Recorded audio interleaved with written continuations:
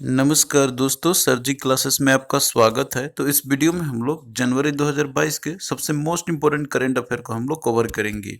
और देखिए, इसके पहले भी जितने भी आपके प्रीवियस मंथ हो चुके हैं तो उन सभी का जो है हमने ऑलरेडी करंट अफेयर कवर कर दिया है, तो आप लोग उसको देख सकते हो। लिंक आपको इसका डिस्क्रिप्शन बॉक्स में मिल जाएगा। और इसके साथ में देखिए, आपको जो प्रीवियस 1 ईयर का करंट अफेयर जो है अप टू जनवरी 2022 तक का अपडेटेड आपको मिल जाएगा। तो इसका भी लिंक आपको जो है डिस्क्रिप्शन बॉक्स में दिया हुआ है, तो आप लोग वहां से जाके पीडीएफ को भी बाई अपलोड कर सकते हो। तो चलिए स्टार्ट करते हैं हम लोग आज का करंट अफेयर। तो देखिए, यहाँ पे आपका है क्वेश्चन, हमने हिंदी इंग्लिश दोनों में लिया हुआ है, तो किसी को कोई दिक्कत नहीं होगी पढ़ने में। तो यहाँ पे देखिए है कि निम्नलिखित में से किसने जनवरी 2022 में ऑस्ट्रेलियन ओपन पुरुष एकल का फाइनल जीता। तो देखिए, हाल ही में जो अभी ऑस्ट्रेलियन ओपन ऑर्गेनाइज किया गया था आपका 2022 में, तो इसमें देखिए राफेल नडाल जो है, इन्होंने पुरुष एकल का खिताब इसने जीता हुआ है। और ये जो है स्पेन के खिलाड़ी है। और इन्होंने देखिए किसको हराया था, तो ये जो है रसिया के डेनियल मेदवेदेव को इन्होंने हराया था। तो आपसे कभी कभार रनर भी पूछ लिया जाता है, तो वो भी आप लोग याद रखना। तो यहाँ पे देखिए, जैसे कि आपका ये तो पुरुष एकल का हो गया। इसी तरीके से महिला एकल का ही पूछा था, तो वही आपका यहाँ पर नेक्स्ट है कि किसने जो है ऑस्ट्रेलियन ओपन 2022 का भी जैसे ऑर्गेनाइज किया गया था, तो इसमें महिला एकल का खिताब जीता है। तो देखिए, महिला एकल का जो है ये एशले बार्टी ने जीता है। तो ये जो है ऑस्ट्रेलिया के खिलाड़ी है। तो ये आपसे देखिए कभी कभार ये भी पूछ लिया जाता है कि किस देश से ये बिलोंग करते हैं। और ये जो है किसको हराया था, तो ये जो है डेनियल कॉलिंस को हराया, जो कि अमेरिका के थे। नेक्स्ट देखिए, क्वेश्चन आपका यहाँ पर है कि निम्नलिखित में से कौन द 10 ट्रिलियन ड्रीम नामक नई पुस्तक के लेखक है। तो देखिए, हाल ही में जो बुक ये पब्लिश की गई थी, जिसका नाम आपका है द 10 ट्रिलियन ड्रीम। तो इस पुस्तक के जो लेखक है वह है सुभाष चंद्र गर्ग। तो ये जो है पूर्व वित्त मंत्री भी रह चुके हैं सुभाष चंद्र गर्ग। तो इन्होंने जो है अपना नया पुस्तक लिखा हुआ है द 10 ट्रिलियन ड्रीम।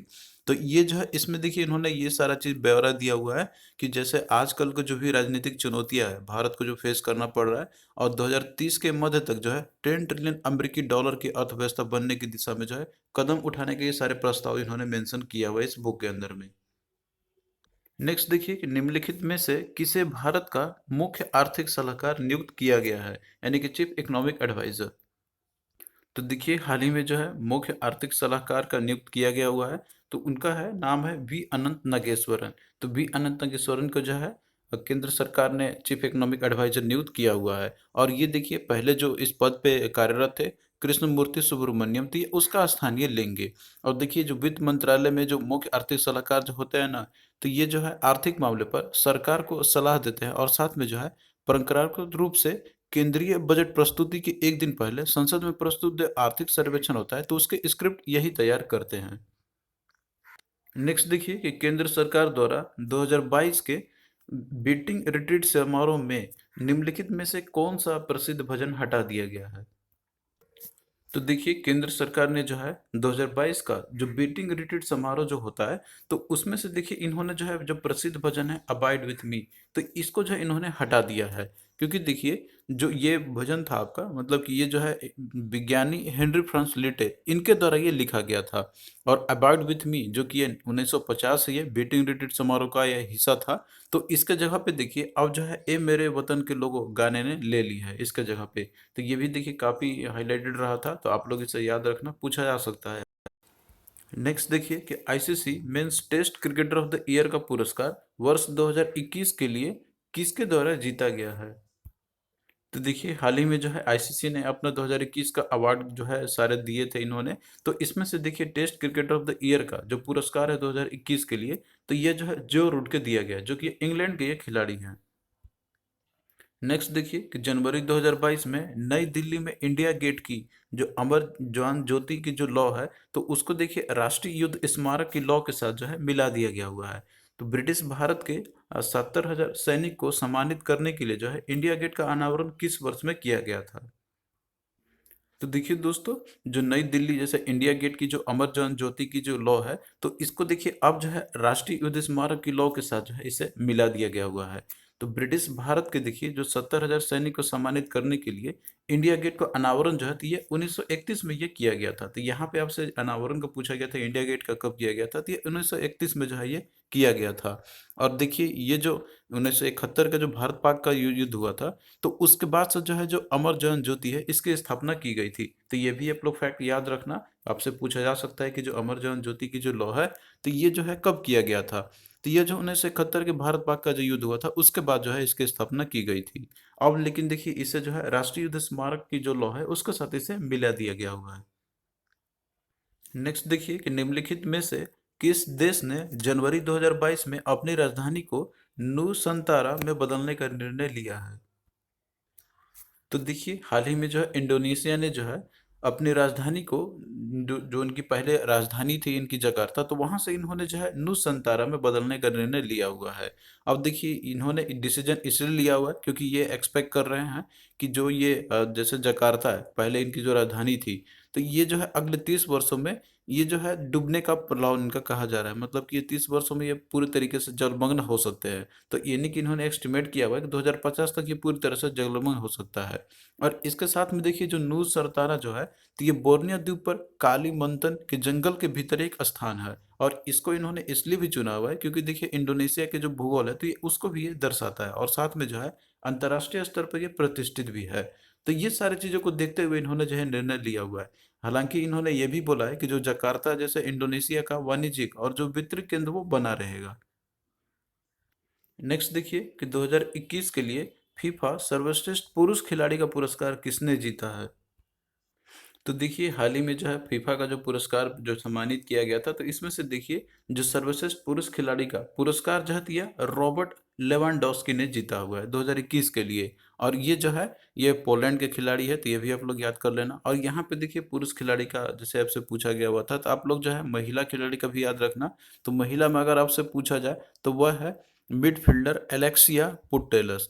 तो ये जो है बार्सिलोना की स्पेनिश खिलाड़ी है ये। तो इन्होंने जो महिला कैटेगरी में जो है सर्वश्रेष्ठ पुरस्कार इन्होंने जीता हुआ है फीफा के लिए 2021 का। नेक्स्ट देखिए कि विश्व आर्थिक मंच यानी कि जो वर्ल्ड इकोनॉमिक फोरम है जो कि ये दावोस में ऑर्गेनाइज किया था इसका, तो एजेंडा वर्चुअल इवेंट की विषय वस्तु क्या है। तो ये देखिए अभी जो है वर्चुअल किया गया था इवेंट इसका, तो इसका थीम क्या है जिसे कि जनवरी 2022 में प्रधानमंत्री नरेंद्र मोदी जी ने संबोधित किया था। तो देखिए हाल ही में जो है प्रधानमंत्री नरेंद्र मोदी जी ने 17 जनवरी 2022 को विश्व आर्थिक मंच यानी कि जो world economic forum Davos agenda का जो है वर्चुअल इवेंट को संबोधित इन्होंने किया था। तो इसका जो आयोजन है तो ये the state of the world की विषय वस्तु पर आयोजित किया जा रहा है। तो ये देखिए इसका जो है ऑप्शन ए आपका हो जाएगा the state of the world. तो थीम भी काफी इंपॉर्टेंट आपका रहता है ये। नेक्स्ट देखिए कि निम्नलिखित में से किस कंपनी ने दुनिया भर में क्वांटम कंप्यूटिंग प्रयोगशाला स्थापित करने के लिए आईबीएम के साथ साझेदारी की है। तो देखिए कैप जेमिनी ने जो है इन्होंने एक क्वांटम कंप्यूटिंग प्रयोगशाला कैप जेमिनी क्यू लैब की इन्होंने स्थापना की है। और ये देखिए जो प्रयोगशाला है यूके, पुर्तगाल और भारत में उपलब्ध ये रहेगा। और क्वांटम अनुप्रयोगों के निर्माण में मदद करने के लिए जो है अनुसंधान प्रयोगशालाओं के रूप में ये काम करेगी। तो ये है आपका काफी इंपॉर्टेंट क्वेश्चन है आपका, कैप जेमिनी ने जो है क्वांटम कंप्यूटिंग प्रयोगशाला स्थापित करने के लिए आईबीएम के साथ इस साझेदारी की है। नेक्स्ट देखिए कि भारतीय अंतरिक्ष अनुसंधान संगठन यानी कि जो इसरो है, तो इसके नए प्रमुख के रूप में जो है किसे नियुक्त किया गया है। तो देखिए हाल ही में जो है इसरो के नए प्रमुख के रूप में जो है ए सोमनाथ को नियुक्त किया गया हुआ है। और इसके पहले कौन थे, तो वो के सिवान थे। तो ये भी आप लोग याद रखना, काफी इंपॉर्टेंट आपका क्वेश्चन है ये। और देखिए जो ए सोमनाथ है तो ये जो है विक्रम साराभाई अंतरिक्ष केंद्र जो है तो ये उसके निर्देशक थे। नेक्स्ट देखिए कि हेनले पासपोर्ट इंडेक्स 2022 में भारत का स्थान क्या है। तो देखिए हाल ही में जो है हेनले पासपोर्ट इंडेक्स 2022 का जो रैंकिंग जारी किया गया था, तो इसमें देखिए भारत का जो है 83वां स्थान है यानी कि 83rd है। और ये देखिए प्रीवियस ईयर से इम्प्रूवमेंट हुआ है। प्रीवियस ईयर में यानी कि जो 2021 है उसमें जो है 90 स्थान पे थे हम लोग। तो अभी देखिए हालांकि इस रैंकिंग में सुधार हुआ है, तो हम लोग अभी कितने 83 नंबर पे है। और इस रैंकिंग में देखिए जापान और सिंगापुर जो है तो वो शीर्ष पे बने हुए हैं। नेक्स्ट देखिए कि स्वामी विवेकानंद जी की जयंती के उपलक्ष्य में जो है हर साल किस दिन को राष्ट्रीय युवा दिवस के रूप में मनाया जाता है। तो देखिए भारत में जो है हर साल 12 जनवरी को राष्ट्रीय युवा दिवस के रूप में मनाया जाता है। और देखिए इसकी घोषणा जो है 1985 में भारत सरकार ने स्वामी विवेकानंद के जन्मदिन जो कि 12 जनवरी को होता है इनका, तो उनके सम्मान के लिए जो है इस दिन के रूप में घोषित किया जाता है। नेक्स्ट देखिए कि अंतर्राष्ट्रीय मुद्रा कोष ने जनवरी 2022 में किसे अपना मुख्य अर्थशास्त्री नियुक्त किया है। तो देखिए हाल ही में जो है अंतर्राष्ट्रीय मुद्रा कोष ने जो है पियरे ओलिवियर गौरिचस को जो है अपना अपना जो है मुख्य अर्थशास्त्री नियुक्त किया हुआ है। और देखिए इसके पहले जो है गीता गोपीनाथन ये पहले इस पोस्ट पे थे, तो ये उसका स्थान ये लेंगे। नेक्स्ट देखिए कि Ratan Tata The Authorized Biography नामक पुस्तक किसके द्वारा लिखी गई है। तो देखिए Ratan N Tata The Authorized Biography नामक पुस्तक जो है, तो यह थॉमस मैथ्यू के द्वारा ये लिखा गया हुआ है। और देखिए इस पुस्तक में जो है रतन टाटा के जो है जीवन के जो उनके जो भी प्रेरक और जो आकर्षक जो दस्तावेजीकरण है, जैसे उनका व्यवसाय का विकास कैसे हुआ था, नेतृत्व जो उन्होंने किया था, और साथ में जो व्यक्तिगत अखंडता है, तो इस तरह से और भी बहुत सारे चीज जो है इसमें शामिल किए गए हैं। नेक्स्ट देखिए कि किस देश के राष्ट्रपति ने देश के गेटवे टू हेल एक विशाल रेगिस्तान गैस क्रैटर में दशकों से जल रही आग को बुझाने का आदेश दिया है। तो देखिए तुर्कमेनिस्तान के जो राष्ट्रपति है, इन्होंने देखिए हाल ही में जो है गेटवे टू हेल नामक एक विशाल रेगिस्तान गैस क्रैटर है, तो इनको देखिए उन्होंने बुझाने का जो है निर्णय दिया था। और ये देखिए काफी हाईलाइटेड रहा था न्यूज आपका, जो कि ये आपसे पूछा जा सकता है, तो आप लोग इसे जरूर याद रखना। गेटवे टू हेल इसका नाम रखा गया था पहले, क्योंकि देखिए यह जो है एक पर्यावरण और स्वास्थ्य कारणों के साथ साथ गैस निर्यात बढ़ाने के प्रयास का हिस्से के रूप में इसे बुझाना चाहते हैं। और ये देखिए मानते हैं ऐसे बहुत से लोग कि 1971 में जो सोवियत जो ड्रिलिंग ऑपरेशन हुई थी, तो गलती से जो है इसमें आग लग गई थी। नेक्स्ट देखिए कि निम्नलिखित में से किसने जनवरी 2022 में हुए गोल्डन ग्लोब्स 2022 पुरस्कार समारोह में सर्वश्रेष्ठ फिल्म यानी कि ड्रामा कैटेगरी का पुरस्कार जीता है। तो देखिए हाल ही में आयोजित जो गोल्डन ग्लोब पुरस्कार जो कि ऑर्गेनाइज किया गया था आपका जनवरी 2022 में, तो इसमें से देखिए डिफरेंट जो कैटेगरी होते हैं, तो उसमें यहाँ पे पूछा गया सर्वश्रेष्ठ फिल्म जो कि ड्रामा कैटेगरी का पुरस्कार जो है, तो ये पावर ऑफ द डॉग ने जीता है। नेक्स्ट देखिए कि निम्नलिखित में से किस देश के चंद्रयान मिशन ने जनवरी 2022 में चंद्रमा पर पानी के साक्ष्य खोजे हैं। तो देखिए हाल ही में जो है चाइना की जो चांग E5 चंद्र जो लैंडर है, तो उन्होंने देखिए चंद्रमा की सतह पर जो है पानी का पहला ऑन साइट सबूत मिला है। तो ये जो है काफी इंपॉर्टेंट आपका क्वेश्चन बन जाता है, इन्होंने जो है ये उपलब्धि हासिल की हुई है।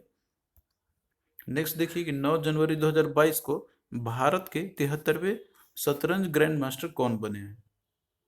तो देखिए भरत सुब्रमण्यम जो है, इन्होंने देखिए 9 जनवरी 2022 को इटली में आयोजन किया गया था, तो इसमें देखिए इन्होंने जो है 73वां ग्रैंड मास्टर ये जिन्होंने खिताब इन्होंने जीता हुआ है। तो ये जो है इंपॉर्टेंट है, आप लोग इसे याद कर लेना। नेक्स्ट देखिए कि एशियन इंफ्रास्ट्रक्चर इन्वेस्टमेंट बैंक के उपाध्यक्ष के रूप में जो है किसे नियुक्त किया गया है। तो देखिए आरबीआई के जो पूर्व गवर्नर थे उर्जित पटेल, तो इनको जो है एशिया इंफ्रास्ट्रक्चर इन्वेस्टमेंट बैंक, तो इसके उपाध्यक्ष के रूप में जो है नियुक्त किया गया हुआ है। नेक्स्ट देखिए कि जनवरी 2022 में किस देश ने बाल विवाह को अवैध बना दिया है। तो देखिए हाल ही में जो है फिलीपींस ने बाल विवाह को अवैध इन्होंने जो है घोषित कर दिया है। तो 6 जनवरी 2022 को देखिए देश में जो इस प्रथा पर जो है प्रतिबंध लगाने वाला कानून लागू हो गया है यहाँ पे। और देखिए ये रिपोर्ट ऐसा था यहाँ पर कि देश में से जो है करीब 6 में से एक लड़की की शादी जो है तो 18 साल की उम्र से पहले ही हो जाती थी। तो इसी पे रोक लगाने के लिए जो है इन्होंने इसको अवैध बना दिया है। तो अब अगर ऐसा कोई केस आता है तो उस पर जो है दंडात्मक कार्रवाई की जाएगी। नेक्स्ट देखिए कि एक बहुपक्षीय पनडुब्बी रोधी युद्ध अभ्यास सी ड्रैगन 22 प्रशांत महासागर में जो है 6 देशों के बीच में आयोजित किया जा रहा है। तो आपसे पूछा गया कि निम्नलिखित में से कौन सा देश जो है इस अभ्यास का भागीदारी नहीं है।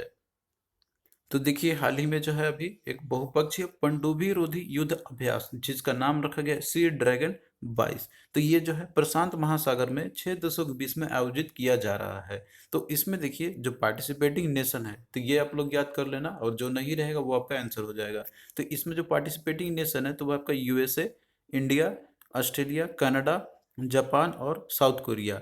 तो यहाँ पे देखिए आपके जैसे भारत, ऑस्ट्रेलिया, कनाडा है, तो चीन जो है इसमें पार्टिसिपेटिंग नेशन नहीं होगा आपका। तो ये जो है आप लोग याद करना, काफी इंपॉर्टेंट क्वेश्चन है आपका। जो पार्टिसिपेटिंग नेशन है सी ड्रैगन 22 का जो एक्सरसाइज चल रहा है, तो इसमें आपका USA, India, Australia, Canada, Japan और साउथ कोरिया। नेक्स्ट देखिए कि निम्नलिखित में से किस राज्य को जनवरी 2022 में सर्वश्रेष्ठ राज्य श्रेणी में जो है तीसरे राष्ट्रीय जल पुरस्कार में प्रथम पुरस्कार सम्मानित किया गया है। तो देखिए उत्तर प्रदेश का जो है सर्वश्रेष्ठ राज्य श्रेणी में तीसरे राष्ट्रीय जल पुरस्कार में जो है प्रथम पुरस्कार से सम्मानित किया गया है। और देखिए इसके बाद जो है राजस्थान और तमिलनाडु का स्थान है, मतलब कि पहला नंबर पे उत्तर प्रदेश आपका है, दूसरे पे राजस्थान और तीसरे पे तमिलनाडु है। नेक्स्ट देखिए कि फोटो पत्रकारिता श्रेणी में जो है रामनाथ गोयनका पुरस्कार के विजेता के रूप में जो किसे नामित किया गया है। तो देखिए फोटो पत्रकारिता श्रेणी में जो है रामनाथ गोयनका पुरस्कार के विजेता के रूप में जो है जिसन ए लतीफ को दिया गया है। नेक्स्ट देखिए कि निम्नलिखित में से कौन सा राज्य जनवरी 2022 में 100% एलपीजी गैस कवरेज वाला देश का पहला राज्य बन गया है। तो देखिए हिमाचल प्रदेश जो है 100% एलपीजी गैस कवरेज वाला देश का ये पहला राज्य बन गया है। और इन्होंने देखिए इसके पहले जो है 100% टीकाकरण जैसे कोविड-19 का इसका एक खिताब इन्होंने जीता था, पहले स्थान पे ये प्राप्त हुए थे। तो ये दोनों भी जो है इंपॉर्टेंट है आपका एग्जाम पॉइंट ऑफ व्यू से।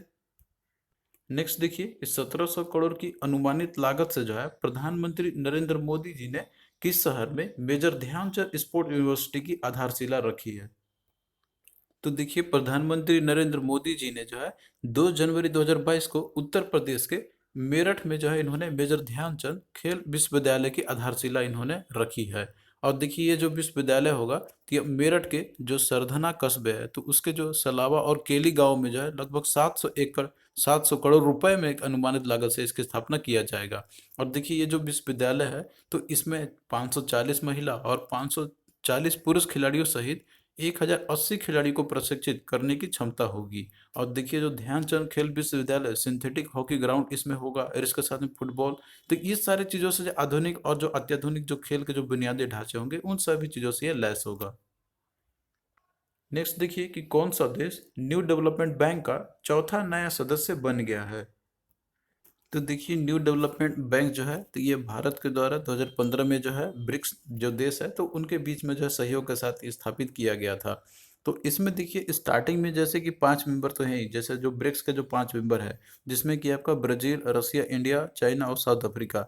लेकिन देखिए इसके साथ जो है और 4 मेंबर इसमें जो है बन गए हैं, इसके सदस्य बन चुके हैं। तो यहाँ पे देखिए सीक्वेंस आप लोग याद रख सकते हो, जैसे कि 5 जो पार्टिसिपेटिंग नेशन ऑलरेडी जो थे ही, इसके बाद आपका था Bangladesh, United Arab Emirates, Uruguay और अभी जो है इजिप्ट इसका चौथा मेंबर बन चुका है, मतलब चौथा सदस्य जो है ये भी बन चुका है। तो यहाँ पे चौथा नया सदस्य कौन बना है तो वो है मिस्र, जैसे इंग्लिश में से इजिप्ट भी बोलते हैं हम लोग। तो ये आप लोग याद रखना है इसको। तो थैंक यू दोस्तों, ये तो था आपका जनवरी 2022 का सबसे मोस्ट इम्पोर्टेंट करंट अफेयर्स। और देखिए इसी तरीके से जो है आगे भी हम आपको और भी जितने भी आने वाले मंथ रहेंगे आपको प्रोवाइड करते रहेंगे। और इसका देखिए अपडेटेड करंट अफेयर का लिंक जो है आपको डिस्क्रिप्शन बॉक्स में मिल जाएगा, तो आप लोग वहां से जाके उसको बाई कर सकते हो। तो चलिए फिर मिलते हैं नेक्स्ट वीडियो में।